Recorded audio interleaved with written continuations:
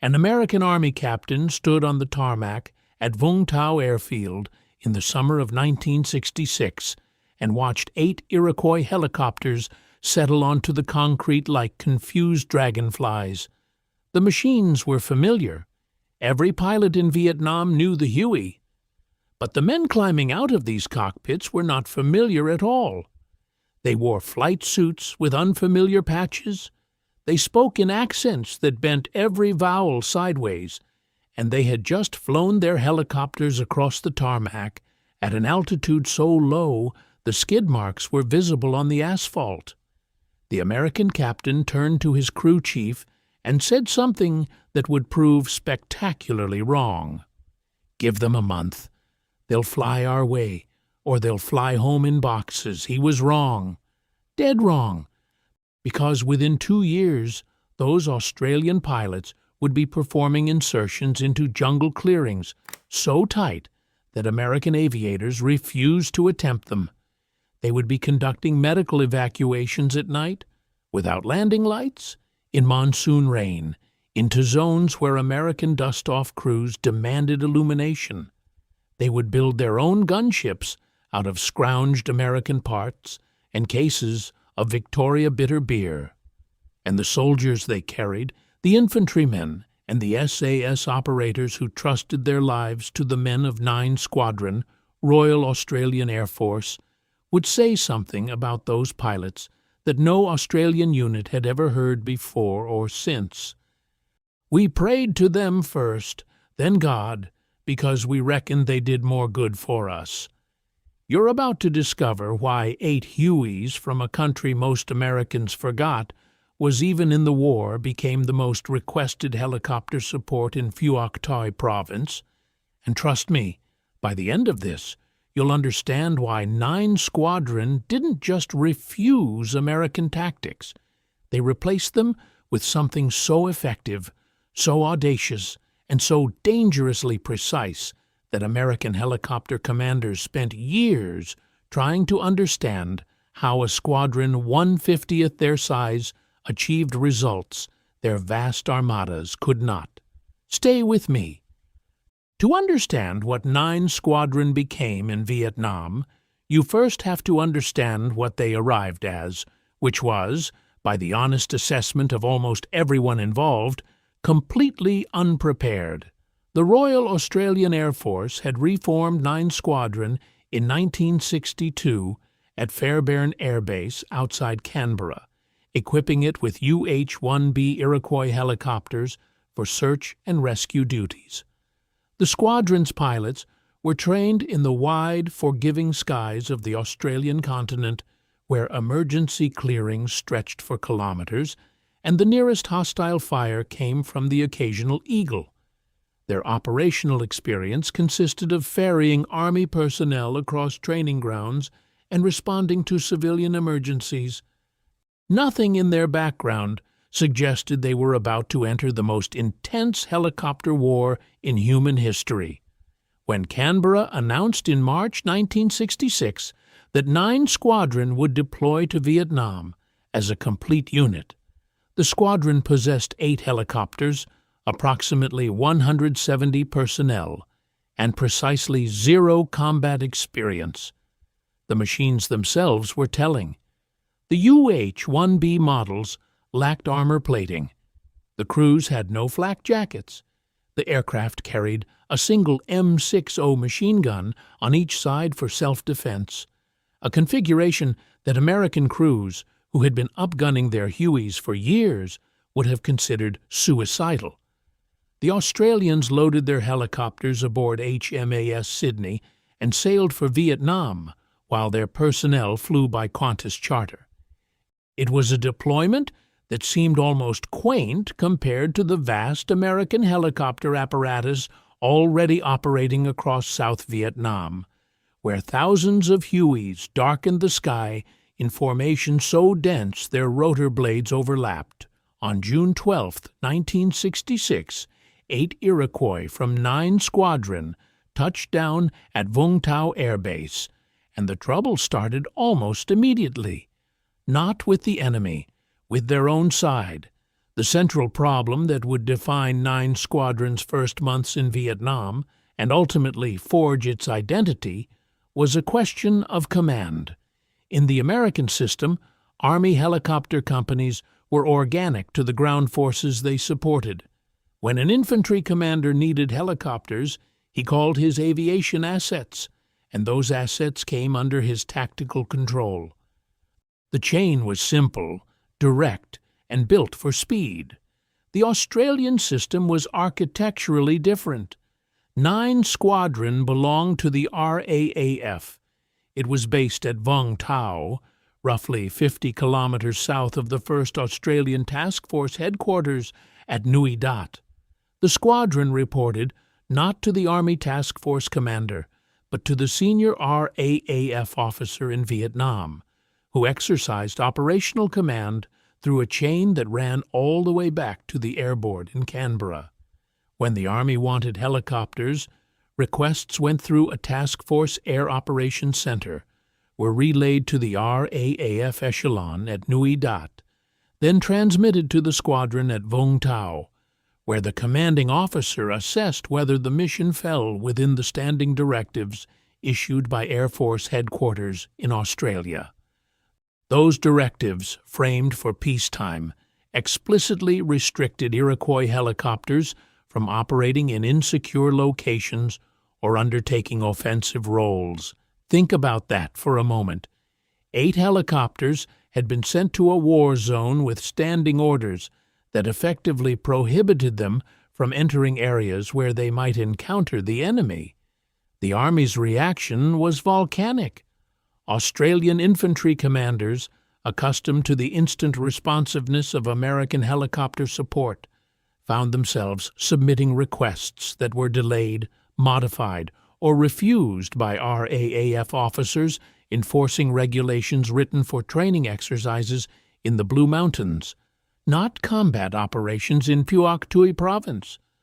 The frustration became so acute that some Army officers began regarding 9 Squadron as unreliable and unwilling to expose themselves to enemy fire, a reputation that stung the squadron's pilots, most of whom were desperate to prove themselves in combat. The clash was not merely administrative.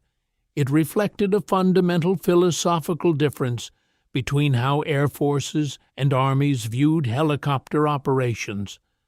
American helicopter doctrine had evolved through years of combat.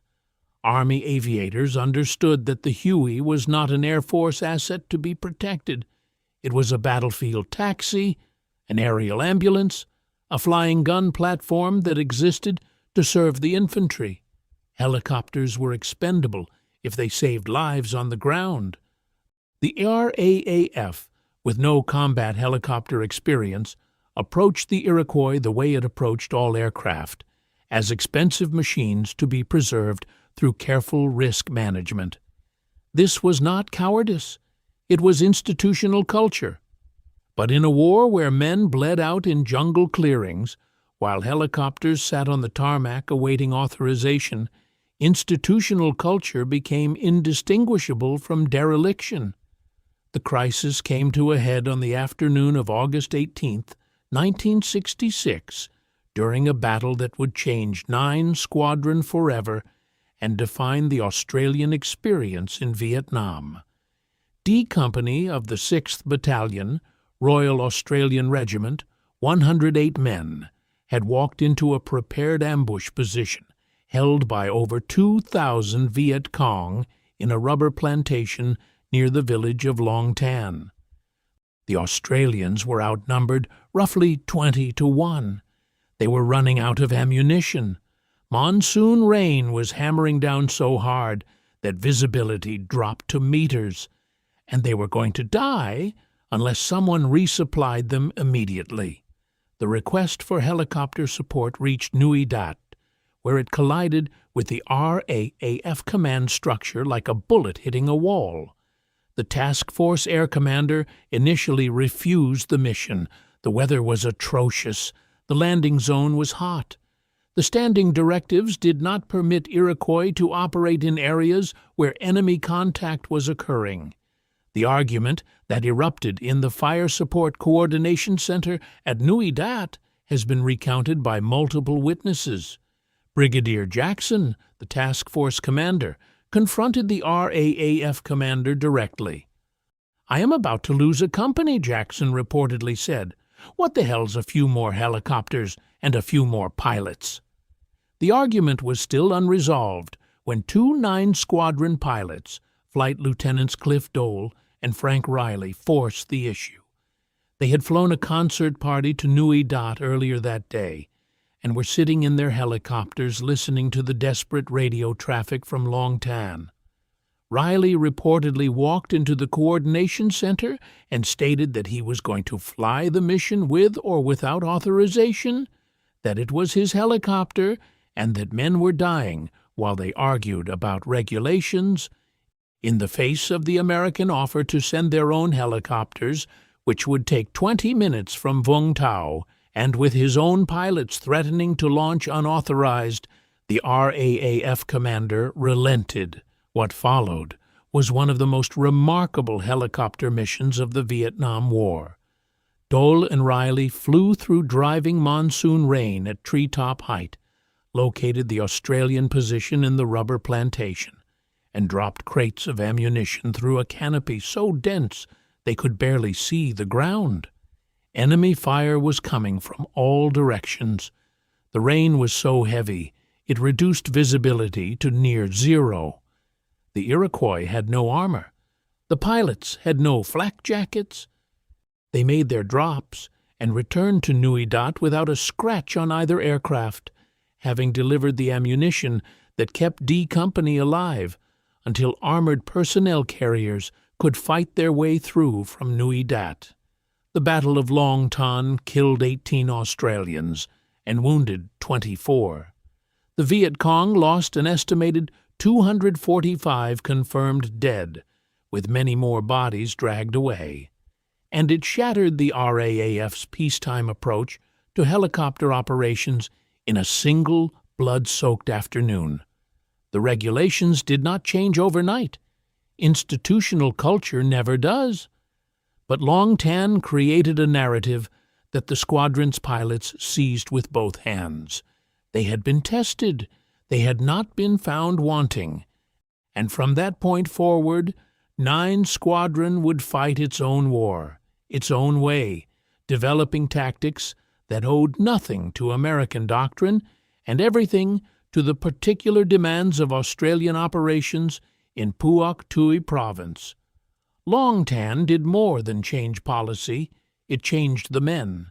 The pilots who flew that ammunition run under monsoon and fire became different aviators afterward. They had discovered something about themselves and about their machines that no training exercise in Australia could have revealed. The Iroquois could do things the manuals said it could not. It could fly in weather that grounded American operations. It could operate at altitudes that defied airframe specifications, and the men inside it could function under pressures that peacetime psychology suggested would cause paralysis. From Long Tan onward, 9 Squadron began the slow, unglamorous process of becoming a combat unit, one mission at a time, one improvisation at a time, one near disaster at a time. In late 1967, the RAAF began replacing the squadron's original UH-1B models with the larger, more powerful UH-1H variant, doubling the squadron's strength from 8 to 16 helicopters. This expansion created a desperate shortage of pilots. The ERAAF simply did not have enough trained helicopter aviators to fill the roster. The solution was characteristically Australian in its disregard for organizational boundaries. 8 pilots from the Royal Australian Navy were attached to 9 Squadron in 1968, along with 13 pilots from the Royal New Zealand Air Force's 3 Squadron. The result was a genuinely tri-service binational unit. RAAF, RAN, and RNZAF personnel flying the same helicopters on the same missions, differentiated only by the insignia on their flight suits. The Navy pilots brought their own traditions.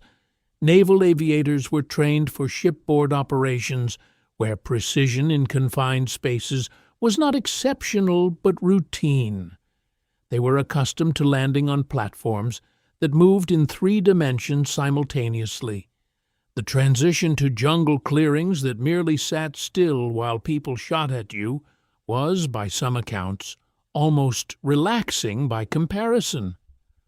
One RAN pilot, Lieutenant Commander Raleigh Waddell Wood, found himself tasked with a hot extraction of an SAS patrol in dense jungle, where the Viet Cong were firing automatic weapons from just 30 meters away. Waddell Wood held his helicopter in a hover while the patrol was winched aboard one by one, the enemy rounds punching through vegetation close enough to touch. He then flew the patrol back to Nui Dat without a single casualty. It was the kind of flying that earned Navy pilots their place in the squadron's culture, and it was the kind of story that spread through the task force like wildfire. The New Zealand contribution was equally significant. RNZAF pilots flew bushranger gunship missions alongside their Australian counterparts, bringing a quiet competence that integrated seamlessly into the squadron's operations. Flight Officer T.K. Butler of the RNZAF led a gunship mission in May 1969, supporting an ARVN battalion that had run into a large enemy force near Long Green. Intense and accurate fire greeted the bushrangers over the target area, hitting Butler's aircraft early in the engagement. Rather than withdrawing, Butler called in a third gunship and continued making attack runs until the enemy broke contact. It was the kind of mission that blurred national boundaries entirely. Australian, New Zealand, and Navy pilots flying together, fighting together, bleeding together if necessary. The squadron's personnel rotated through on staggered 12-month tours, a system designed to maintain a constant level of experience. New arrivals were mentored by veterans. Junior pilots progressed through a structured proficiency system from co-pilot to aircraft captain to flight leader, and eventually to mission leader. This progression could only happen in Vietnam itself, where the operational tempo provided the flight hours and the combat exposure that no training program could replicate. The result was a continuous production of experienced combat pilots who understood not just how to fly the Iroquois, but how to fly it in the specific conditions of Phuoc Toi Province, where the terrain, the weather, the enemy, and the tactical requirements of Australian ground forces created a combat environment unlike anything found elsewhere in Vietnam. The American way of flying the Huey in Vietnam was born from a philosophy of overwhelming force. A typical American combat assault involved formations of 10, 12, sometimes 20 or more slicks arriving at a landing zone simultaneously, accompanied by gunship escorts providing suppressive fire on the approach, preceded by artillery preparations and close air support to soften the target area. The doctrine was loud, visible, and massive. It was designed to put maximum troops on the ground in minimum time, accepting that the enemy would know you were coming, but betting that sheer volume of firepower would suppress any resistance.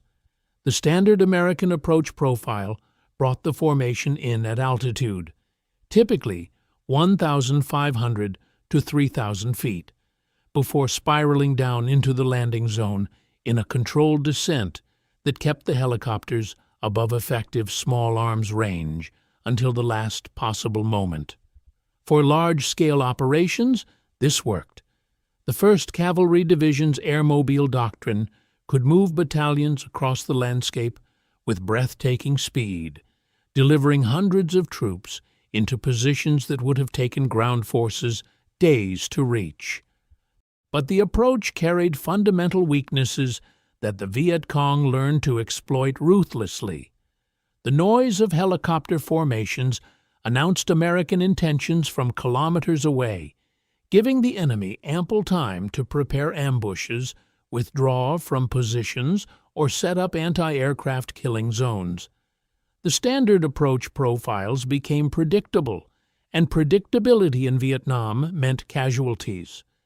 Viet Cong gunners learned exactly where American helicopters would be at each stage of their approach, setting up interlocking fields of fire that caught the slicks at their most vulnerable moments. 9 Squadron operated in a different universe.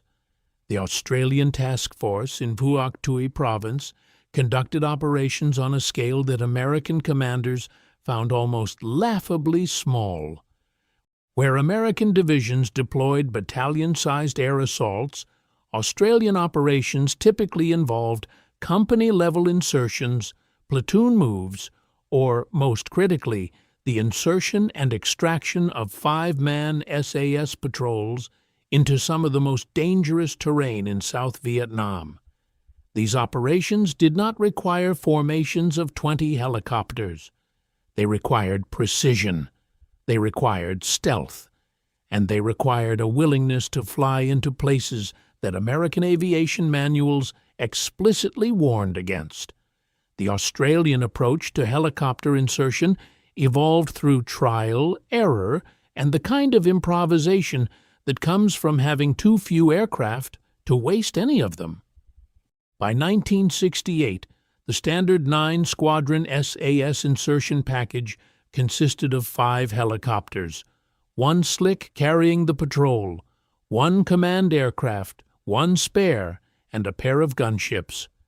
The formation would depart Nui Dat and fly toward the insertion area at normal altitude, maintaining radio silence. As they approached the target zone, the formation would execute what SAS troopers later described as one of the most terrifying experiences of their military lives. The slick carrying the patrol would drop from cruising altitude to treetop level in a near-vertical descent, the aircraft plunging earthward so fast that passengers felt their stomachs float. The pilot would then skim the canopy at treetop height, the skids brushing branches, sometimes actually hitting the tops of trees, navigating by pure visual reference through terrain so close it filled the windscreen. SAS troopers described sitting in the door with their feet on the skids, the jungle canopy ripping at their uniforms as the helicopter screamed through at full speed. They called it the wildest ride of their lives, better than anything at any theme park on Earth. But the purpose was deadly serious. By staying at treetop level, the helicopter became nearly invisible and almost inaudible until it was directly overhead.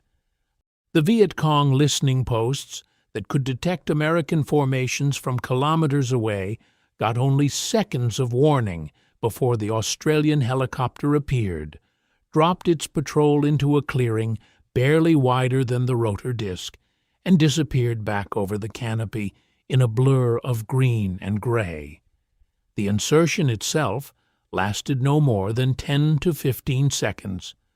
The helicopter would flare into a hover over a clearing so small it would be classified as a crash site in American training manuals.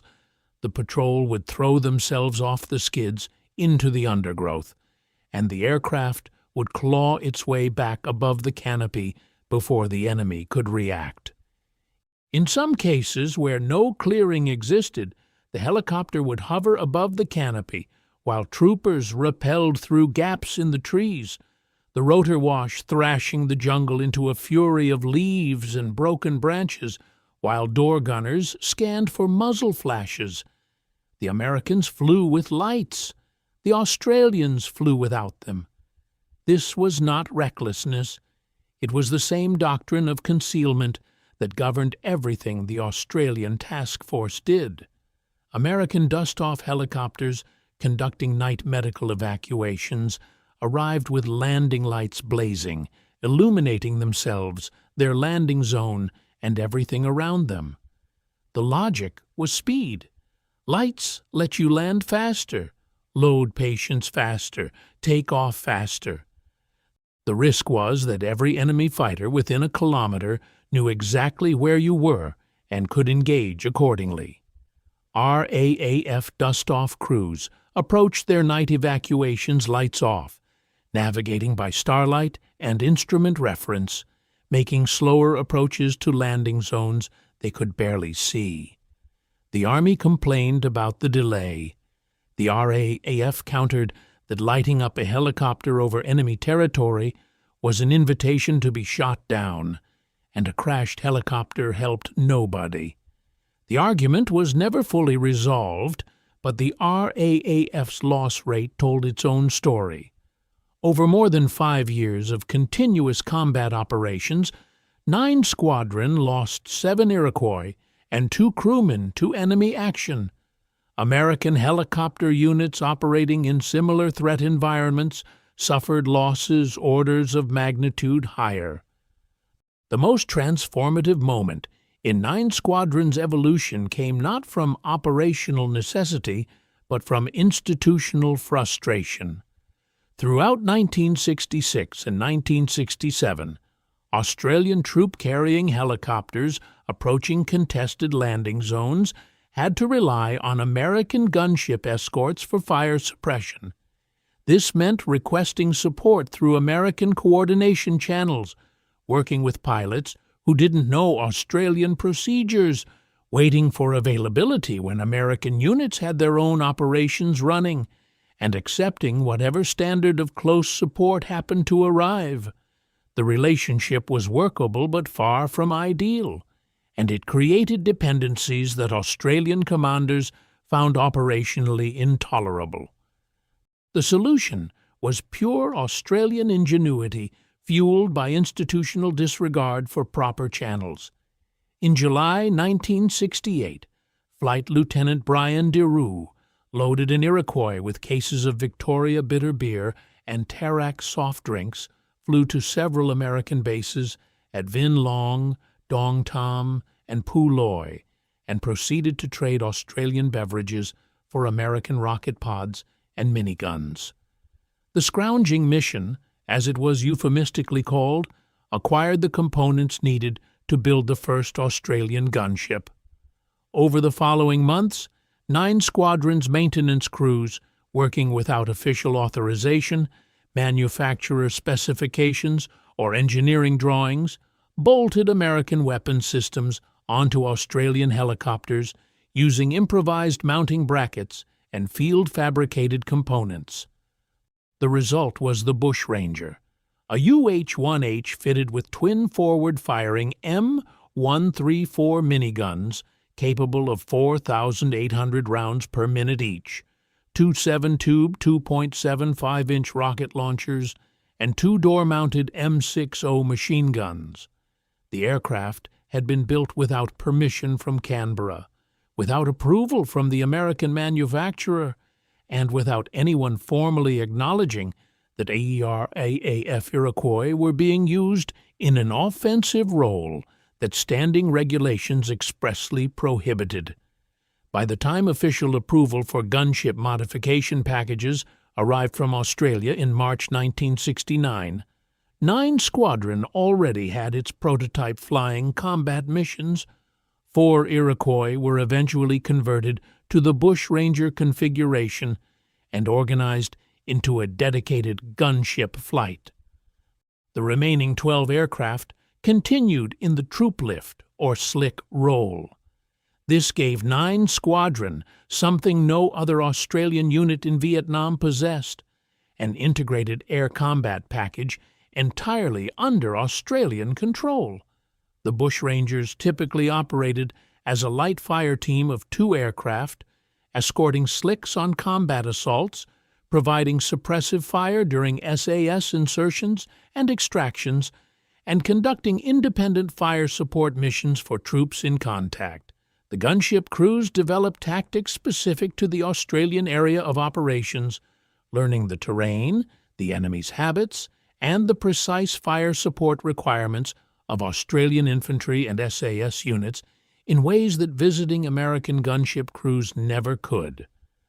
The Bushranger modification was designed with a practical flexibility that reflected the squadron's resource constraints. The weapon systems could be removed in approximately 3 hours, converting a gunship back into a standard troop-carrying slick. When a major operation demanded maximum troop lift capacity, all 4 Bushrangers could be stripped and pressed into transport service. When fire support was the priority, all 4 could be armed and airborne as a heavy fire team. This adaptability was born from necessity, the necessity of a squadron that could never afford to have aircraft sitting idle in a single configuration, but it became a tactical advantage that purpose-built American gunships like the AH-1 Cobra could not match. The early days of Bushranger operations were not without cost. Inexperience with gunship tactics created incidents that the squadron learned from quickly and painfully. Shortly after becoming operational, a Bushranger flying at low level located a group of figures in a clearing, and its door gunners immediately opened fire. The crew was preparing for a follow-up attack run when smoke grenades ignited on the ground, the universal signal identifying friendly forces.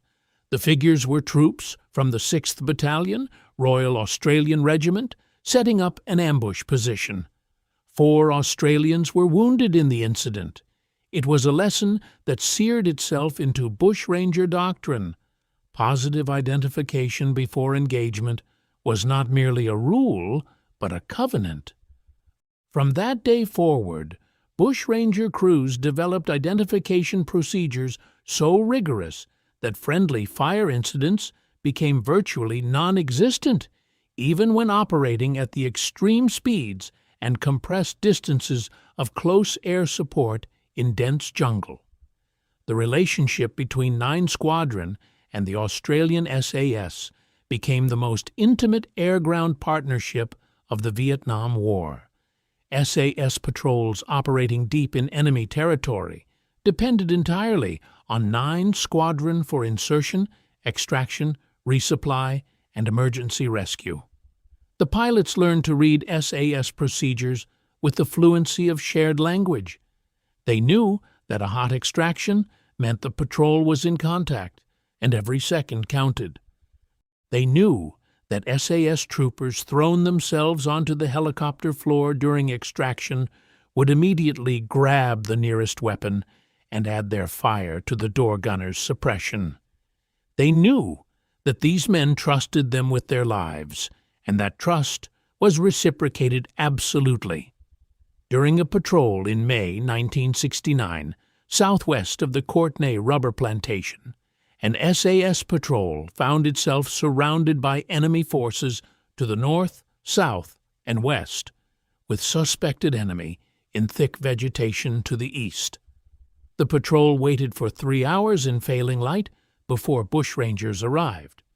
The patrol leader called rockets 20 meters to the north and 20 meters to their own position, a danger-close request that required absolute confidence in the gunship crew's accuracy. After the rockets impacted, a lone slick came across the treetops and dropped 4 ropes. Both door gunners were firing. The SAS troopers were firing. They hooked onto the ropes and were yanked up through the canopy as tracer rounds from enemy weapons streaked past from every direction. The patrol owed its survival to a pilot whose name most of them never learned. Flying an aircraft into a situation that American doctrine would have classified as unacceptable risk. These extractions, the hot pulls, the rope descents through 40-meter canopy, the night dust-offs into clearings the size of a living room, defined what 9 Squadron became. Not a large formation, not a technologically superior force, but something arguably more valuable, a squadron so precisely calibrated to to its operational environment, that it could accomplish missions other units would not attempt. The pilots flew into jungle landing zones that were sometimes booby-trapped with landmines. They navigated through the narrow valleys of the long high hills, where changeable air currents and compressed terrain made every approach a potential trap. They conducted winch extractions while hovering under automatic weapons fire from ranges as close as 30 meters, holding the aircraft in position while crewmen hauled SAS troopers through gaps in the canopy one at a time.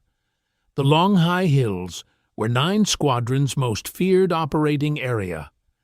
5 miles northwest of Vung Tau, the Viet Cong had entrenched themselves in a complex of caves and bunkers dug into limestone ridges that channeled air currents into unpredictable turbulence. The narrow valleys offered landing pads barely large enough for an Iroquois, surrounded by high ground that gave enemy gunners shooting positions above the helicopters. Every approach was a calculation of wind, weight, and weapons fire. Pilots who mastered the long highs earned respect that transcended rank. On April 17, 1970, Flying Officer Mike Castles was scrambled for an urgent dust-off in the long highs, escorted by 2 bushrangers. When the formation reached the contact site, there was no clearing. The only option was a winch extraction, lowering a stretcher through the canopy to reach a South Vietnamese soldier who had lost both legs below the knee to a landmine.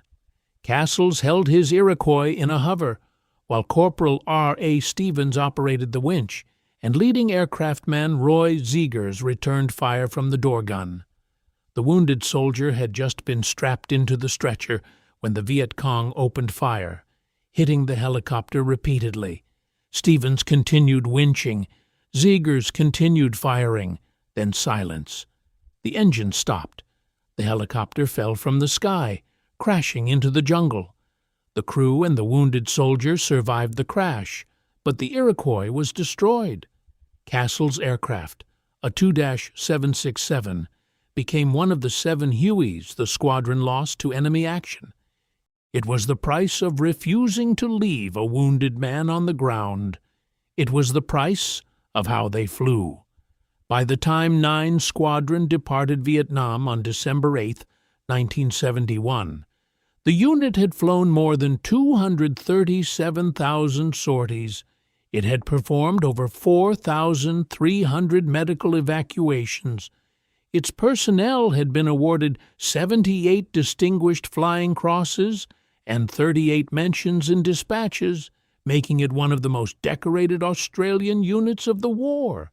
It had lost 7 helicopters and 2 aircrew killed in action over 5.5 years of continuous combat operations, a loss rate that American commanders familiar with the squadron's operational tempo found almost impossible to believe.